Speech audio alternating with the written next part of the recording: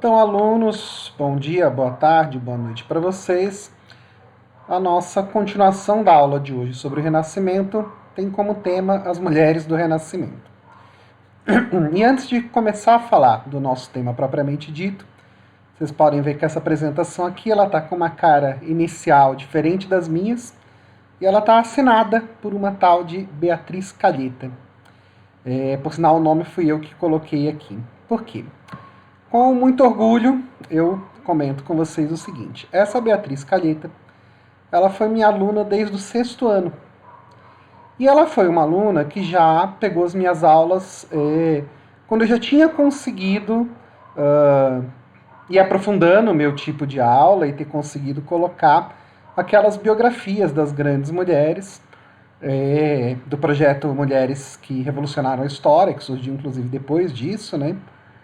E assim, ela teve 4 anos de aula comigo, se não me engano. E nesses 4 anos, era comum ver no meio das minhas aulas a presença de mulheres em vários momentos da história. E aí eu deixei de ser professor dela, ela avançou os estudos. E isso aqui que eu vou mostrar para vocês, em parte, porque, óbvio, eu fiz umas adaptações, né, porque trata-se de uma aula de ensino superior aqui, né, mas isso daqui, em parte, tem a ver com a seguinte situação. Ela, quando começou o ensino médio, teve desentendimentos com outro professor que ela estava tendo, de por que motivo que ele não colocava as mulheres. Eles estavam tendo, já tinham tido algumas matérias, né, tipo desde pré-história até chegar no Renascimento. E ela chega e fala, mas como que você não vai falar de nenhuma mulher em nada, em nenhum período até agora? Ele, não, mas é porque realmente não tem, não se preocupe. Ela, não, claro que tem sim. O tema que você está tendo é o Renascimento, vou preparar para você então uma aula sobre mulheres no Renascimento. E aí o professor aceita, né? Ela era uma excelentíssima aluna. E isso daqui que eu vou mostrar para vocês, em parte, né? Teve minhas adaptações, mas em parte é a apresentação de PowerPoint que ela fez para apresentar para a sala, para os colegas dela, ela no ensino médio, com relação a mulheres importantes do Renascimento. Inclusive, quando eu reencontrei ela já terminando os estudos, já na faculdade, ela foi assistir uma palestra minha lá, do Mulheres que Revolucionaram a História, e aí que ela me contou essa história toda, eu fiquei sabendo disso, e quando ela me falou das mulheres do Renascimento, eu, naquele momento ali, apresentando e levando adiante aquele projeto, não conhecia as pintoras que aqui aparecem, tá? Então, fiquei acho que uns 2 anos com essa apresentação dela aqui, que eu a princípio só tinha dado uma olhada, e é a primeira vez que eu adapto isso para uma aula minha, e óbvio que vou sempre querer, a partir de agora, trabalhar com as personagens que tem aqui, que são pessoas muito interessantes. Eu podia simplesmente ter começado de novo, só pegado os nomes, ou só me inspirado na ideia dela, mas eu achei que merecia essa citação aqui. Ela não virou historiadora, não seguiu por esse lado nem nada, mas fez pesquisas muito interessantes sobre história. E eu acredito que vocês, que são meus alunos agora, vão ter oportunidades também de avançarem essas e outras tantas pesquisas aí, na formação, ou pós-formação, ou depois na inspiração em alunos e coisas do tipo. Bem, essa seleção de imagens aqui ela não é por acaso. Se você digita num Google Imagens, alguma coisa assim, Mulheres do Renascimento, o tipo de imagens que vai aparecer para vocês vão ser essas. Que são mulheres retratadas por quadros renascentistas. A gente tem ali a Vênus ali embaixo, tem Mona Lisa, se não me engano aquela ali com o Ganso é Jano, eu não sei, eu não lembro o nome dela também. Eu sei que o Ganso é Zeus, nas transformações que ele tem na mitologia grega, né? Mas a grande questão aqui não aparecerá nenhuma obra criada por uma mulher renascentista, mas vai aparecer mulheres retratadas por pintores homens renascentistas, né? E fica-se a impressão de que este talvez não fosse o momento mais propício para as mulheres estarem à frente das artes. O que, assim como a gente viu já entre rainhas e filósofas e etc. durante toda a Idade Média, também não é verdade aqui. A gente tem umas mulheres muito interessantes no Renascimento. A primeira que a gente vai ver aqui é a Sofonisba Anguissola, da região do que hoje a gente chama Itália. E o começo da história dela e da família dela já é muito interessante. A família dela, a família Nissola, era uma família bizantina que foge de Constantinopla no momento do cerco de Constantinopla, quando Constantinopla é tomada pelos otomanos. E eles, como nobres, oferecem os serviços dele para a cidade de Veneza em troca de serem aceitos membros do patriciato. Seriam aquelas pessoas que tinham direitos políticos na cidade, tinham direitos à votação. Então, eles não estão mais sob um império, sobre uma monarquia, né? Mas continuam ali tendo seu cargo de aristocracia, de prestígio. E pais aristocratas, tentando fazer ali a vontade da filha, contratam um pintor para que ela, a partir dos 14 anos, pudesse estar estudando com ele. E assim a Sofonisba vai estar estudando com o pintor Bernardino Campi, começando esse estudo aos 14 anos.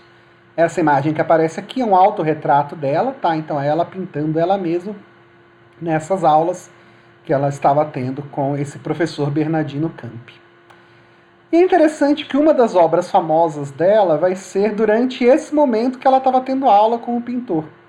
Porque enquanto o pintor ensinava para ela técnicas de pintura e ele ia fazendo um retrato dela conforme ia ensinando, ela resolve criar uma pintura do próprio pintor pintando ela enquanto a ensinava como pintar. Esse tipo de situação, quando alguém usa uma linguagem para mostrar a própria linguagem em si, a gente recebe o nome de metalinguagem. Então, por exemplo, alguém que escreve um texto sobre como escrever texto, ou que faz um filme sobre como fazer filmes, ou que pinta um quadro de pessoas ensinando a pintar quadros, de pessoas pintando quadros. Então, só isso em si já é algo extremamente interessante, raro, extremamente incomum para o momento do Renascimento, né? E a gente tem aqui, talvez, sem dar a ideia do tamanho, da importância disso, ela já numa das suas primeiras obras vai estar produzindo uma obra de metalinguagem. E ela, em pouco tempo, né, o professor dela vai perceber que ela tinha uma capacidade imensa, vai estar aprendendo com muita rapidez. Em pouco tempo já vai estar fazendo quadros que ele vai considerar melhores do que os quadros dele próprio. Ele resolve que vai tentar levar ela para ter uma audiência com o pintor mais famoso vivo que existia, que era Michelangelo.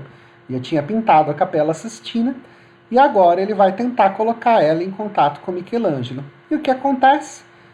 Quando ela encontra o Michelangelo provavelmente uma pessoa muito ocupada, Michelangelo já tinha meio fama de ser arrogante, ter arrumado encrencas até com os papas, com relação à forma de pintar, os papas querendo se intrometer no trabalho dele e tudo mais. A Sofonisba, para tentar impressionar o Michelangelo, resolve fazer um retrato, pintando ali com lápis carvão, no momento, rapidamente, para mostrar as habilidades dela. Não queria levar uma obra pronta, né, para que ele não tivesse dúvidas de que foi ela que fez. E ela pinta essa menininha sorrindo aqui desse lado. E o Michelangelo, segundo o pessoal da época conta, né, ela própria vai contar esse relato que teve de contato com ele, teria ironizado ela, teria desdenhado dela, dizendo que ela deveria ter passado já anos treinando aquele mesmo desenho. A menina parecia com ela própria, era uma menina sorrindo, era coisa que qualquer menina ia querer saber desenhar. E não adiantava nada. Se ela quisesse provar para ele a capacidade dela, ela tinha que fazer o oposto. Não uma menina, mas um menino. E não sorrindo, mas sofrendo. E aí o menino, sentindo dor, ele acreditaria que ela era capaz. E além disso, não só rascunho, porque rascunho era algo muito fácil. Que ela precisava mostrar que tinha capacidade de finalização de quadro. Alguns dias depois, o Michelangelo recebe o seguinte quadro. Mostrando a mesma menina, da imagem do rascunho ali do lado. Agora, junto com o menino, sentindo dor, com uma cara ali meio de choro, né? Ele teria sido picado por um inseto, alguma coisa assim, que aparece ali na mão dele. Eu não vi detalhes do porquê que ela escolhe exatamente esse momento. Mas isso teria impressionado o Michelangelo. Puxa, a menina é boa mesmo, né? Ela conseguiu vencer meu desafio, foi lá, se propôs, fez, conseguiu, entregou. Provou que foi ela que fez, porque dá pra ver que é outra menina e o quadro veio da conversa que eles tinham tido ali naquele momento. E o Michelangelo, então, resolve que vai estar indicando ela para uma função de extremo prestígio, mas que nenhum pintor queria. Qual que é a situação? O rei Felipe II da Espanha, ele que tinha conseguido assumir o controle de Portugal também e de outros reinos através de políticas de casamento e de ajudazinhas para que pessoas que estivessem na linha de sucessão morressem, estava passando por algo muito parecido. Ele já estava no seu terceiro casamento, as suas duas esposas anteriores tinham morrido, os filhos que nasciam misteriosamente morriam também. Era um momento extremamente tenso na corte espanhola. O rei tinha casado com essa Isabel de Valois, né, da França, e ele queria, de alguma forma, que tivesse um pintor ali para estar retratando a esposa, retratando ele, retratando a família real que ele estava tentando criar. Ao mesmo tempo, a presença naquela corte e a proximidade com essa rainha era arriscada, especialmente por conta das crianças, porque assim você poderia ser acusado de ter causado a morte de alguma dessas crianças. E de fato não era uma preocupação à toa. Os 5 ou 6 filhos, não lembro, que ele teve com a Isabel de Valois, não duraram muito. Tanto é que o filho dele, que vai realmente assumir de verdade o poder com a morte dele, que é o Felipe III, vai ser filho com a 4ª esposa só. E mesmo assim, depois de outros 2 irmãos assumirem por pouquinho tempo e morrerem também. Bem, diante de tudo isso, a Sofonisba aceita, né, o cargo. Ela chamaria menos atenção sendo mulher. O próprio rei gostou da ideia, né, porque acreditava-se assim, que mulheres teriam menos chance de estar matando as pessoas da corte do que homens. E aí ela vai lá e faz uma espécie de teste, que foi esse quadro aqui. E ao que logo chama os olhos, né, de toda a corte, especialmente da rainha, que se apaixona pelos trabalhos dela. E ela vai ficar então morando na corte espanhola, sendo pintora da corte. A gente pode ver que apesar dela ser aqui da época do Renascimento, ela também está fugindo à lógica do que a gente tinha visto renascentista, né? É interessante a gente perceber que apesar de um modelo, a maior parte dos casos sempre tem uma fugidinha ou outra da regra e do modelo geral. Ou seja, ela já era de família nobre, ela vai ter como mecenas o próprio rei, que não pagou os estudos, quem pagou os estudos dela foi a própria família dela, né? Bem, nesse tempo que ela vai ser pintora, ela vai receber convite para fazer novas pinturas, pintura da filhinha do rei, pintura do irmão do rei, e entre essas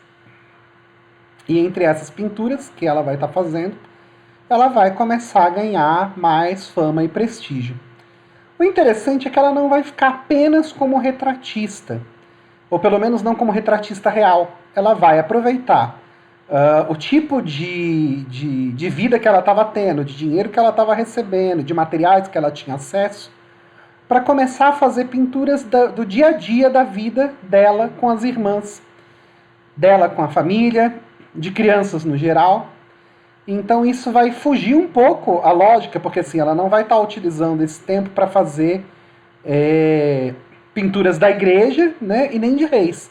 Tudo bem que a família dela era uma família nobre, mas essa pintura do dia a dia, esse demonstrar o dia a dia, não só das pessoas mais importantes, vai ganhar aí um destaque, né?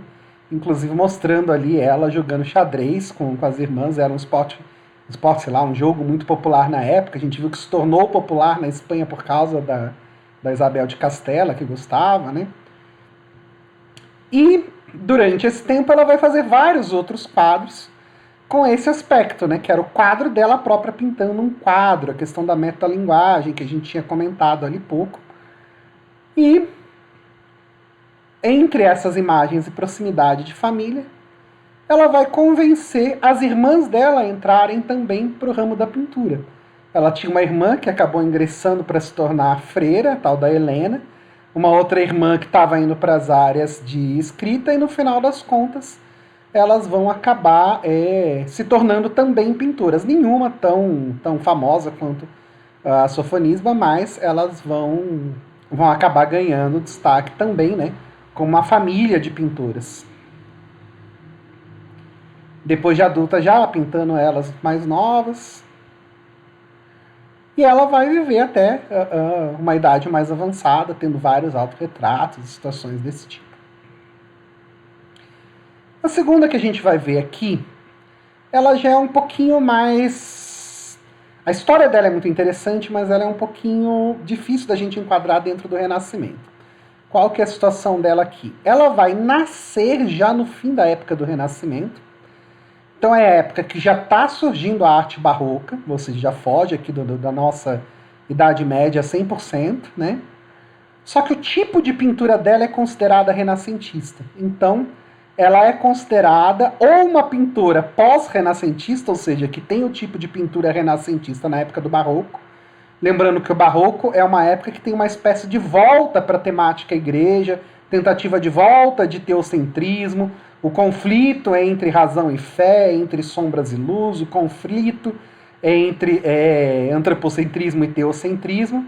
Só que as imagens delas são extremamente antropocêntricas e seguem extremamente os ideais renascentistas. Então, por isso, por ela ter uma história muito interessante, os quadros serem muito interessantes e ela ter esse estilo renascentista, então alguns colocam ela como pós-renascimento.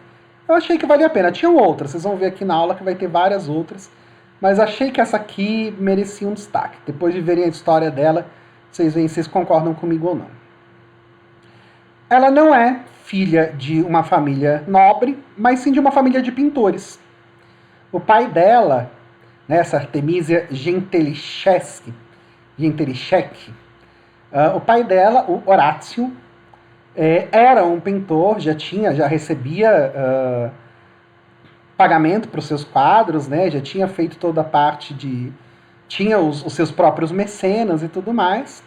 Tinha outros dois, se não me engano, são dois irmãos, né, ou seja, dois filhos dele que ele também tinha levado para o mundo da pintura. Só que a menina queria também aprender a pintar.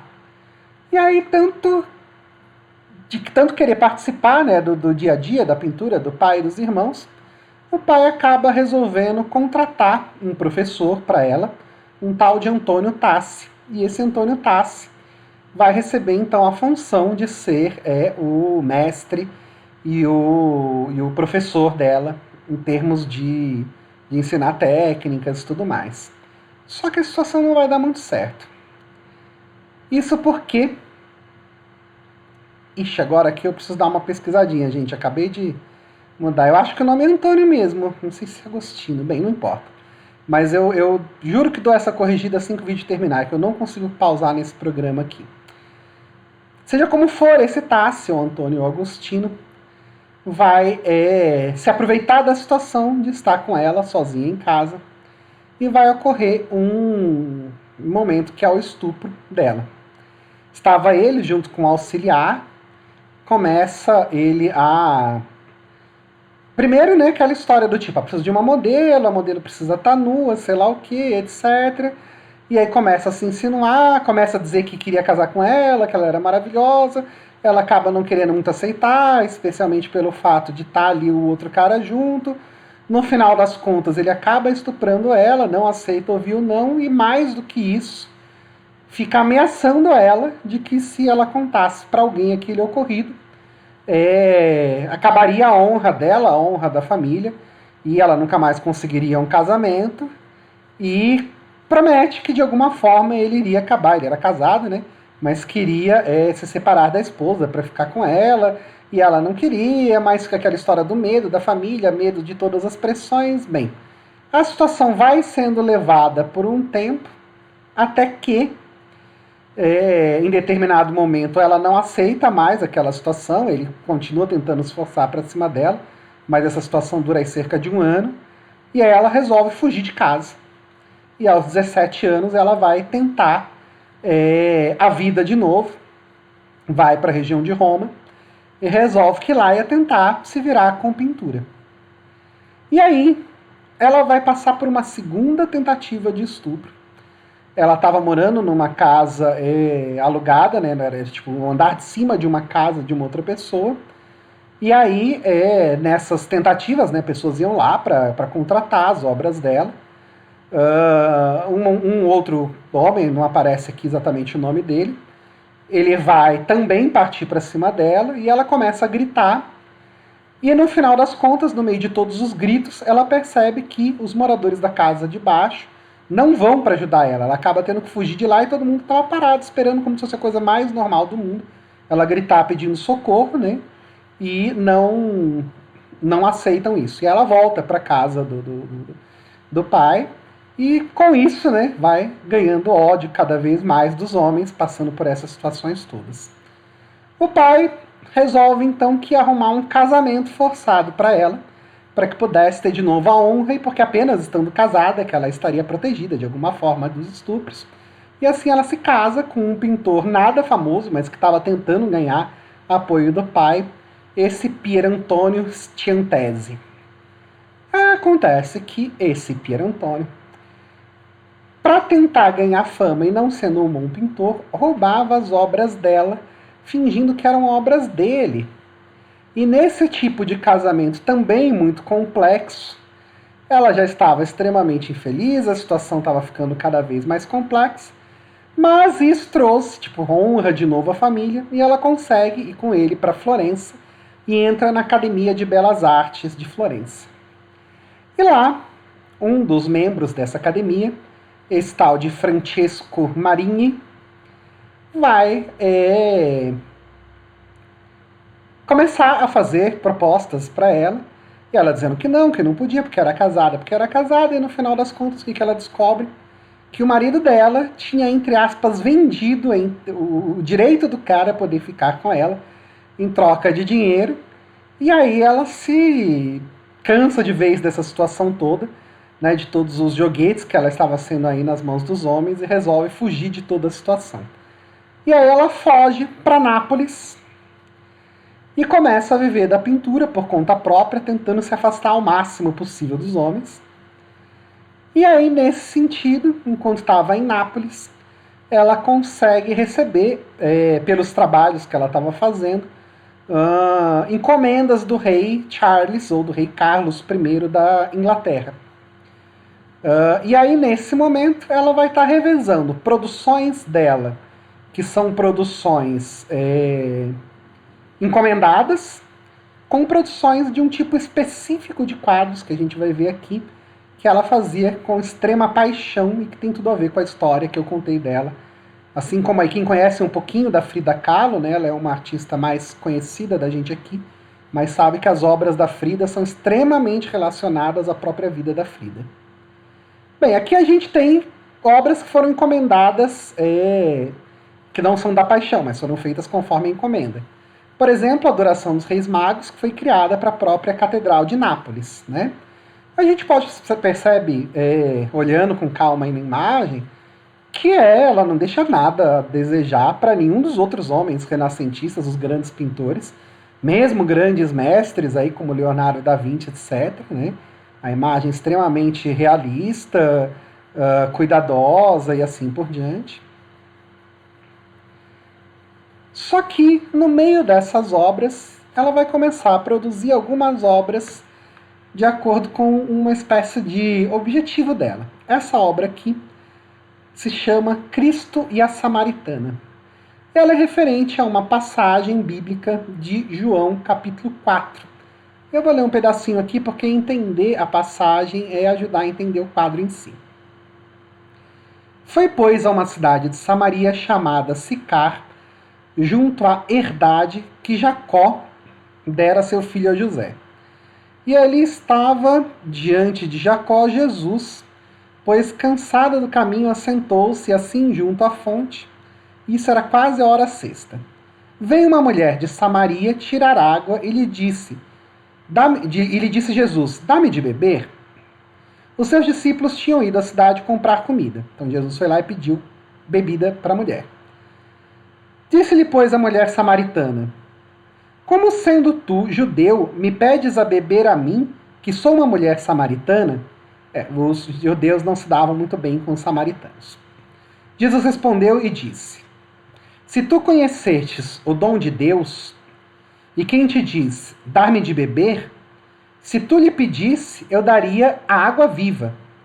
Então a mulher disse, Senhor, tu não tens com o que tirar a água, o poço é fundo. Como vai me dar uma água viva? Por acaso és tu maior do que o pai Jacó, que nos deu o poço? E ele mesmo bebeu, e aos seus filhos e ao seu gado? Jesus respondeu e disse-lhe, qualquer um que beber dessa água do poço, tornará a ter sede.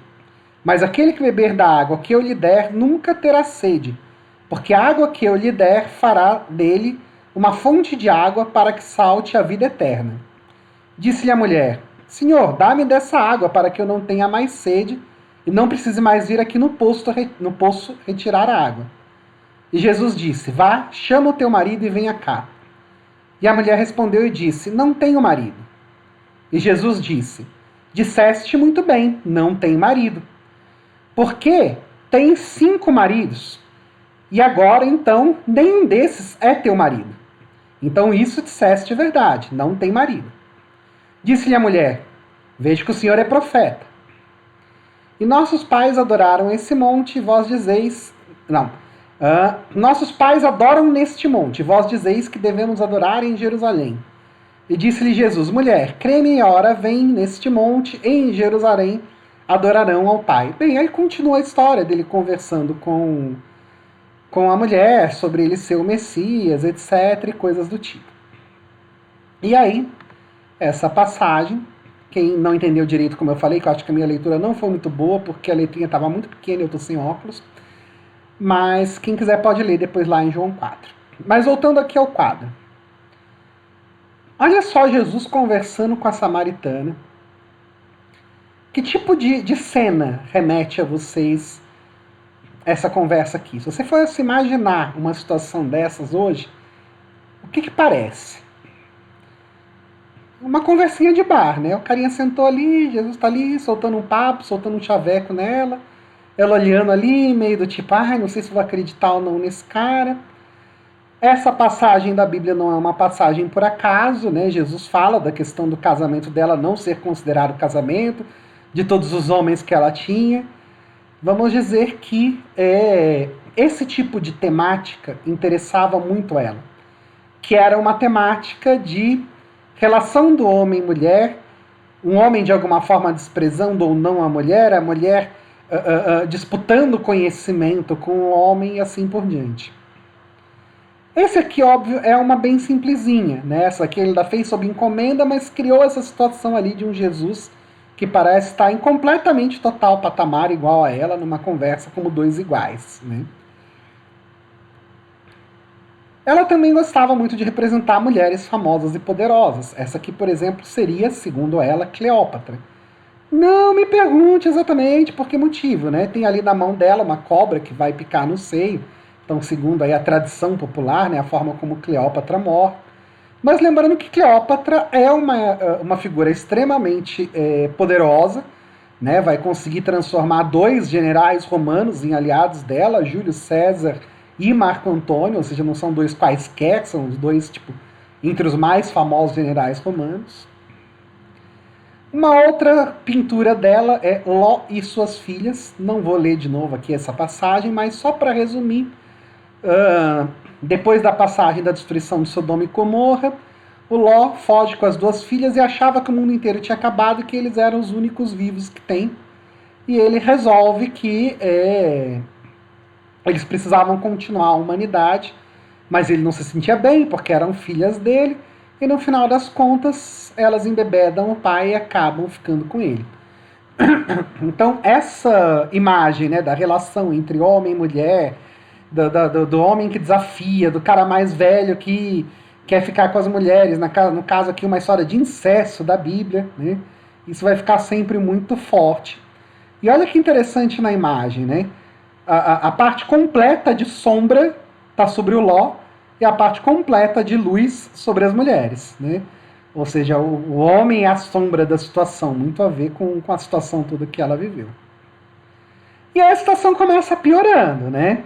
Por exemplo, Salomé e João Batista. Na história da Bíblia, essa Salomé, que recebe, né, o Herodes diz que ela poderia pedir qualquer coisa, ela pede a cabeça do João Batista, que era uma espécie de um profeta que falava contra eles, né? Então, ou seja, é a mulher que consegue matar o profeta. Só que aqui, né, como com toda a história que a gente viu, por todas as imagens que a gente vê, essa figura da mulher forte que mata o homem, que vence o homem, que desafia o homem, está presente em vários momentos. E na historinha da Bíblia, a Salomé seria do mal, João Batista do bem, né? Mas aqui quase que o carinha ali tá mostrando com todo prazer, ah, viu, ó, consegui, olha aqui o presente que eu tô te trazendo. E ela olha assim, conseguiu mesmo. A relação também da feminilidade da mulher, então aqui não simplesmente Maria com Jesus, mas Maria amamentando Jesus. Ou, por exemplo, o quadro de Sansão e Dalila. Não sei se vocês conhecem essa história da Bíblia também, mas Sansão seria o homem mais forte do mundo, mas a força dele residia nos cabelos, e a Dalila engana ele, corta os cabelos dele, fura os olhos dele para que ele ficasse tipo meio que sendo escravizado e todo mundo conseguisse vencer ele. E até mesmo o quadro que encomendam dela da Anunciação, que seria o anjo avisando Maria que ela ia ter Jesus, e ali a nuvem de luz que vem deixaria Maria grávida, é representado por ela dessa forma. E olha que interessante a forma. Olha a cara de Maria. Olha a expressão de Maria, né? Ou seja, Maria não parece estar muito contente de repente do nada vir Deus e falar, você vai ficar grávida, ponto final. Não parece muito que teve ali uma escolha, ela está ali meio que curvada para frente, com uma cara meio de sofrimento, completamente diferente de outros quadros da época que mostravam a alegria, né, que era Maria estar recebendo a notícia de que ela teria Jesus como filho. E a coisa vai mais longe, no mais dos famosos quadros, que é Judite e Holofernes. É também uma história bíblica. Não vou contar aqui em detalhes, mas pela imagem dá para perceber o que aconteceu. E no caso essa, né, que vai ser considerada tipo assim a mais ousada e assustadora das imagens dela, onde aparece ali as duas mulheres matando e cortando a cabeça dele, né? Ela simplesmente vai dizer que essa imagem ela copiou do Caravaggio, que era um famoso pintor da época, né? Que já era desses que estava começando a entrar no barroco. E a gente tem aqui a comparação das duas imagens.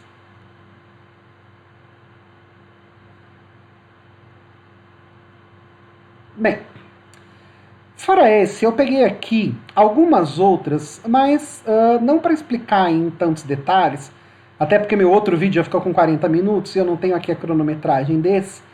Então, mais para a gente sentir assim, a questão da pluralidade das mulheres nessa época, enquanto pintoras, o tipo de obras que elas fazem, a qualidade que essas obras têm, como que não deixam nada a desejar para dos homens, o tipo de temática também. Né? Então a gente tem aqui a Lavínia Fontana.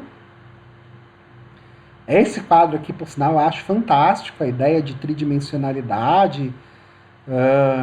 Parece até que ali os bispos estão vendo, né, realmente um portal se abrir para aparecer Maria sendo coroada e assim por diante. Ela pintando ela própria e uma serviçal dela ali ajudando. Ela que também compunha música, também ela tinha várias funções, ela também escrevia, então ela era tipo multi-área igual Leonardo da Vinci, né? E que vai trabalhar muito criando obras de burgueses e de nobres. No caso, essa família inteira aqui, que é impagável, o rosto da mulher e o cachorrinho, né? E algumas obras até mais estranhas, como essa aqui que ela resolveu representar, né, com este rosto completamente estranho o seu retrato. Uma dessas, a Catherine de Vigre, ela é interessante, talvez um pouquinho na história, ela não tem tantas obras, mas ela tem uma história muito legal. porque ela começa como filha de um funcionário de um marquês, ou seja, um daqueles que a gente tinha falado dos mercenários, né? Consegue uma empresa de emprego de camareira da marquesa. A marquesa é morta, acusada de ter sido infiel ao marquês.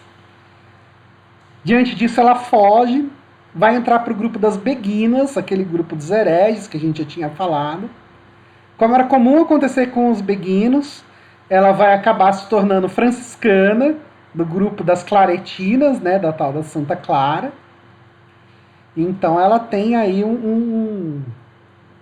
uma grande passagem por várias coisas, só que ela é mais famosa na parte de literatura, de poemas. Então de pintura já não tinha tantas coisas, eu peguei essas duas aqui para vocês. E poemas em latim não adiantaria muito eu estar mostrando, né? Essa aqui, Levina Terlink, que é da região de Flandres, ali aquela região da França, né? Ela vai ser uma dessas pintoras, ela vai ser famosa pela arte da miniatura, ela vai ser uma miniaturista. Mas o que é uma miniaturista? É comum que grandes pintores façam obras relativamente grandes. Não sei se vocês já ouviram falar, mas a Mona Lisa, né, que é a obra talvez mais famosa de Leonardo da Vinci, é considerada pequena porque ela tem tamanho um pouco maior que um caderno. Mas a maior parte dessas obras, né, a Mona Lisa é exceção, porque ela era uma obra mais de estudo, tanto é que nem se sabe direito quem é a pessoa que é representada lá. Mas a maior parte dessas obras, elas ocupam um espaço, no mínimo, ali de uns 70, 80 centímetros, e muitas delas só tem 3, 4 metros. E ao mesmo tempo a Levina ela vai estar focada em fazer justamente o oposto, fazendo obras extremamente detalhadas, mas em tamanhos mínimos, por volta de 3 centímetros. Nossa, mas por que motivos alguém vai querer fazer uma obra detalhada em 3 centímetros? Para que fosse fácil de se transportar. Então, você sabe aquela coisa de antes de ter um casamento, você recebe uma joia onde tem ali o desenhinho da pessoa com quem você vai se casar?